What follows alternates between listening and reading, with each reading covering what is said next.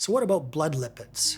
Do they really matter? Are they a risk factor for anything at all? Or are they all just good for you, those lipids? Well, there's a lot of interesting people out there making a lot of interesting comments and statements and taking research that suggests that lipids are no problem at all, particularly when it comes to LDL. And for me, as somebody that's had my eye on the research around atherosclerosis for many years, and after doing a study when I was 19 years old, when I got a grant to do a study looking at the origins of atherosclerosis in young people and saw everybody under the age of 20 has the beginnings of atherosclerosis, I have to say that the overall context of the literature, if you look at the wealth of the literature, it says quite clearly that particularly LDL, and to some extent Lp(a) and ApoB, these are essentially inversely correlated to cardiovascular risk. And really it's like, in a sense, the higher your LDL, it's more the gas pedal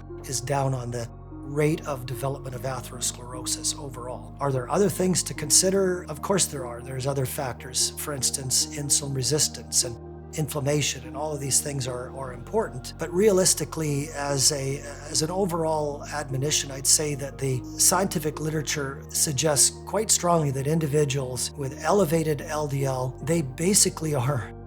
they're really at risk of cardiovascular disease, and they're the ones that are likely going to be the ones that see cardiovascular events mostly. Are there other factors that play into this? Of course there are. Are there things that you can do to mitigate this besides medication? Certainly there are, but it's really a serious thing that you need to work out between you and your doctor. And I wouldn't rely just on someone who has a strongly confident attitude about this, whose mind's already made up no matter what the data says, because overall the data is pretty clear that LDL is inversely correlated to the risk of cardiovascular disease, and it is really the way it is.